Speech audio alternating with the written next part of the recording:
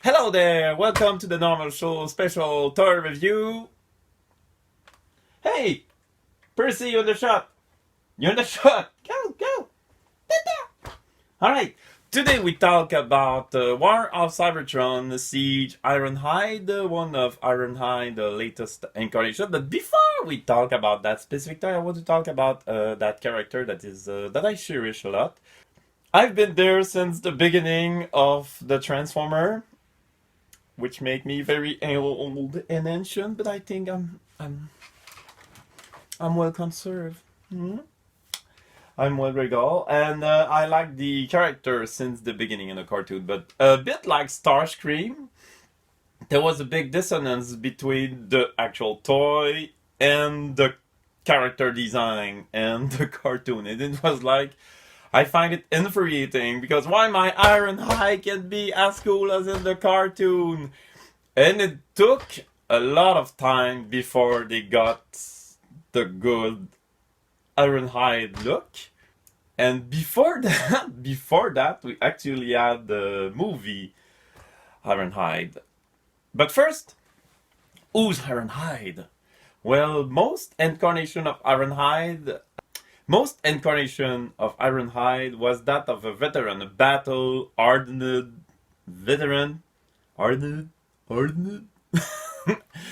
He was a veteran, and he was Optimus Prime official bodyguard. That was also, I find it so cool that this guy is the bodyguard of the big red truck. You know, the good old Optimus Prime.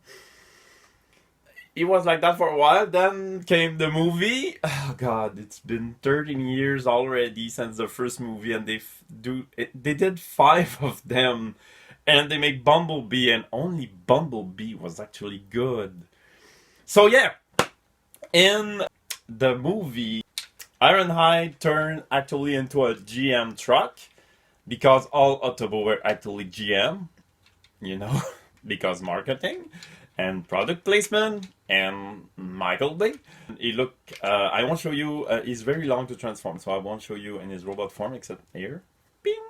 There we go. And turned out he was a weapon specialist instead of the bodyguard, but he was still a veteran. He was still battle hardened.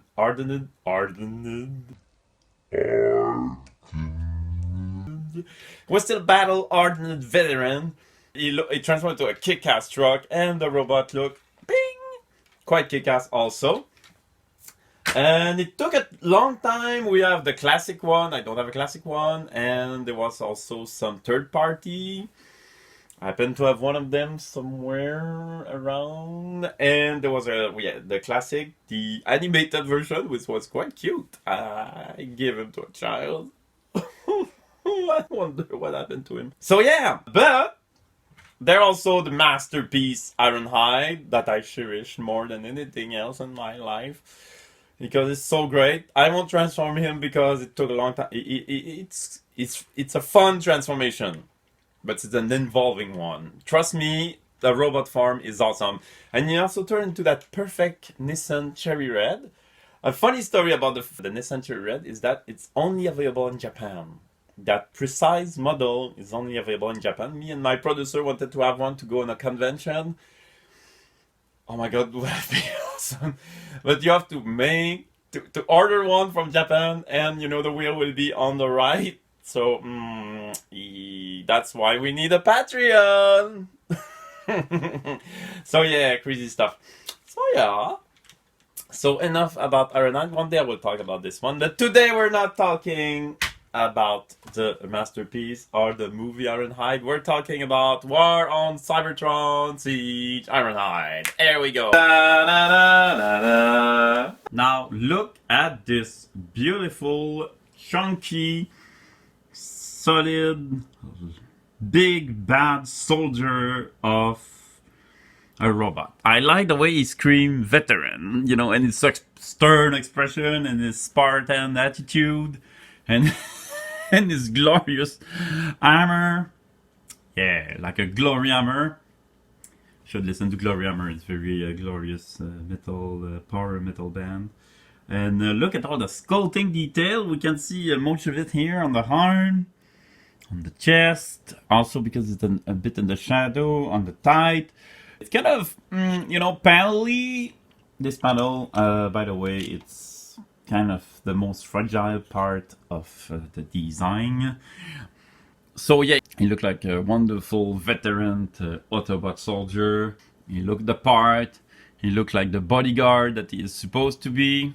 He looked like someone you shouldn't rifle with. I would like to note that, oh my god, the front windows like that, so typical of the Ironhide design. So classic. And the helmet, I found the helmet kind of, you know, soldiery. Like I think with the mohawk and stuff, so nice. Of course, he's not perfect. The only thing that troubled me is that big gap in the back, which is kind of annoying. An interesting note is that little hexagon there and the butt, probably to put some kind of support, you know, for a stand or something. It's great that they thought about it. So what else there is to say? Oh, the hammer! Oh, the hammer. The hammer, which turned out to be wait a minute. The W35LR Doomblast Forge Launcher! Yes, the Doomblast Forge Launcher, which is awesome because I've seen a picture of someone. You can actually turn it into Rocket King, and I seen someone think, I can do the pose, but you know, it's like you can use it like, you know, like a mortar to get and something. The fun never stops. Yeah, mortar action. Since it's war on Cybertron slash Siege. Siege is the first part of the trilogy. There is this wonderful gimmick. I don't say that often. See, those are actually what I call hard point. I'm just gonna show you something that. There you go. Just put some of them of hound and side swipe weapon to good use, and can plug them in all those hard point to build very, very extravagant display of firepower. That's very neat. And there are also mini bots that you can buy that are transformed actually into weapon in themselves that you can plug. And if you go on the internet, you can see some absurd thing that people have done. It's kind of amazing. It's one of the best things since the Headmaster to hit the shelf. And that's it for the robot node. Let's see what he turned into. So here goes the Ironhide Cybertronian truck. I like the fact that the idea of a Spartan soldier translated to a Spartan vehicle. He looked as tough and blocky as he was in his robot form. You can see the golden here, and I don't know if it's a window or something for that in remembrance of the original vehicle, of the original toy. Also the windows. Why would the robot need a windows on Cybertron? Well, that's one of the great mysteries of Transformer. Also, as you can see, there are hard point. There are less accessible hard point in the vehicle mode. I plugged some more gun on top of it, which is neat. Also, some of the problem I find with that mold is that, well, first, you clearly see the harm. Those are the harm. There's no doubt about it. Also, the wheel doesn't roll well. Those who are ancient like me will remember the good old-fashioned tire that were actually made of rubber, and the old school vehicle used to roll perfectly. Those that's not tight, you know, it's fiddly. Can you hear it? I don't like that sound at all. It doesn't give the impression of a sturdy toy. But otherwise, it's a nice Cybertronian vehicle. I like him. I like him a lot. There we go. So I have a little beef with Hasbro and the packaging. All I told you about the fact that he was, you know, a battle-hardened veteran, that he was a bodyguard of Optimus Prime, old gruff warrior, all that stuff, all that fluff is nowhere on the packaging. It's nowhere in the packaging. You know, if you see that box, you know that he's a good guy, and his name is Ironhide, and he's a red, angry robot with a rocket launcher. That's all there is. It's like Hasbro took for granted that people would be into that series, will be old school character from the first hour, and they will know those character and they won't need fluff. But I find it kind of sad, you know, for the kid, for the younger one who don't know who Ironhide is, except a guy with a big gun turned to a truck.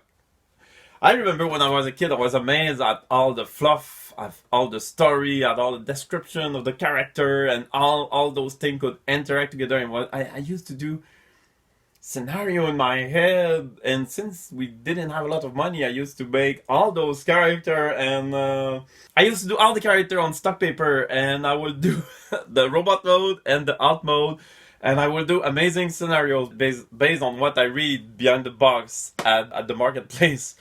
Good time. I was such a creative child. Oh my god. So yeah, my little beef with Hasbro, bring back the bio on the back on the box. Please, come on. Please, Hasbro. That's part of the fun. So this is it. Thank you, and don't forget there will be a link at the end of the video about the other review. Please enjoy. There will be another video on next Thursday. See you soon. I love you all.